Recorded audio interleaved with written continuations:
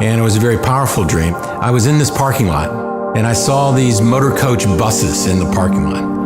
And the doors of the buses opened, and women started exiting the buses. They would step down and come into the parking lot, and I was watching this scene, and a voice spoke to me, and it came from behind, and it said to me these words: "Everything changed when the women did the prayer tour of the cities."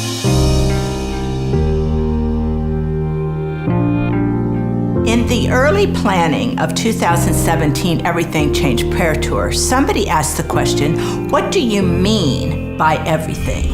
It's what was said in Pastor Ken's dream, but we really didn't know for sure what it meant.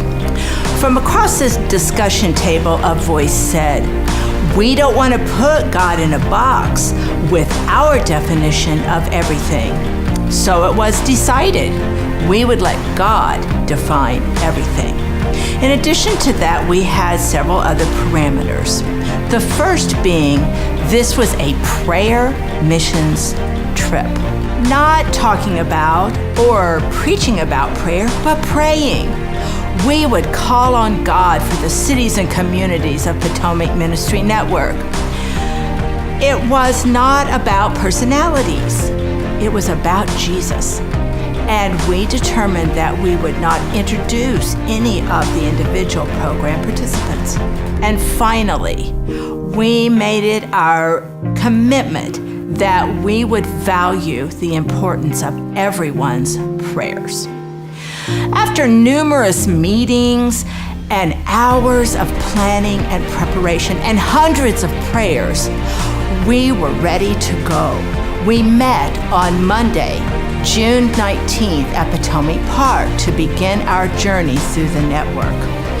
We headed into the western region, as far west as Morgantown, West Virginia.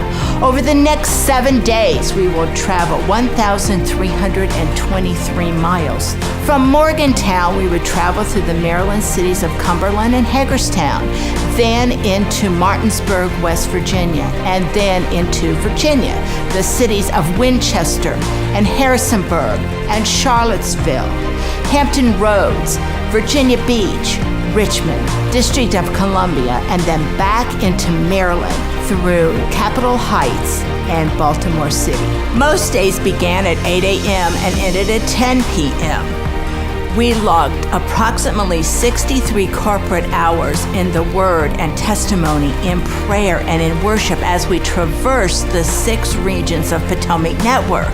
Each day ended in a regional prayer rally, with 1,200 plus people attending these rallies over the 7 days of the tour. We prayed over cities and towns. We prayed over government complexes and universities and urban communities. We prayed at historic sites, and we prayed for the C-32 planters and locations. I was expecting a waning of energy and enthusiasm as the week went on. However, the level of anticipation and intensity increased as the presence of God in our prayers and His immediate attention to our requests encouraged our hearts and strengthened us, with the final service being filled with authoritative prayer for Baltimore City. Did everything change? One of our stops was in Jamestown, Virginia at the Avenue of Flags. Our mission was to spread out and pray for our nation. As I walked along, I came up to the state flag for Louisiana, and God just stopped me there. You see, when I was 2 years old, my parents divorced. We lived in Baton Rouge, Louisiana at that time. I have no memory of it. But the Lord just suddenly spoke to me. I want to do a healing for you today, Brenda. You, in your soul, do have a wound of abandonment. You can't remember it, but when you were 2 years old, you knew what happened, and you were wounded. And my banner over you today is love, and I want to heal you today. It was profound. It was so deeply personal. Instead of me interceding for others, Jesus decided to meet me right there and do something just very personal for me. But it turned out not to be just for me, Because that night at the prayer rally, at the altar time, I was, along with all the other women from the tour, available for prayer. No one had come to me, so I was just worshiping along and praying. Finally, a woman and her daughter walked up to me, and she said, "I have no idea why I'm coming to you, but the Lord is telling me I have to come to you and ask for prayer. And I don't even know how to ask you to pray, but here's our situation.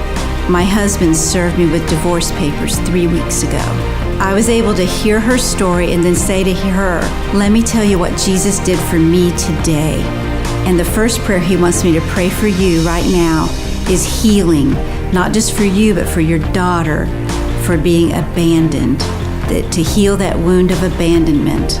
I hugged that little girl about 10 years old, and she would not let go of me as we just prayed and received the healing power of Jesus. Some other stories are our taciturn bus driver interrupted our schedule one day to tell us his story. As we traveled through a location reminiscent of a painful season in his life, God brought healing to him. "You won't believe what happened today," preceded his telling of God's provision to his business that came even as we prayed for him. Specific physical requests resulted in healing from day to day. At least 2 women who traveled on the bus have testified to God's ministry call on their lives. We prayed in Charlottesville, Virginia, and hosted an evening prayer rally. God is opening doors of opportunity as a result of the civil unrest there in recent days. In coastal and Baltimore regions, prayer events, including a prayer tour, covered the public schools as the new school year begins. We continue to hear of God moments in the lives of people we prayed for.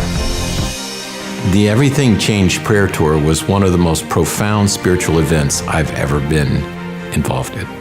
Day by day, as the ladies prayed on the bus and at various sites throughout our network, and night by night, as we gathered in each region to pray, we could sense the palpable presence of God. It was absolutely amazing. When we came to the end of the tour, I met the ladies on the bus up at the Potomac Park campground. And as I was driving to the campground and then got there and was preparing to meet the bus, I realized that this parking lot that was not even in existence when I first had the dream was the very same parking lot I had seen in my dream. Jesus told his disciples, "Always pray, never give up." It is my heart's desire that the work that was started in the Everything Changed prayer tour would be simply a foundation for what our network would do in the days to come. What God is calling us to do in these last days can only be accomplished when his people pray.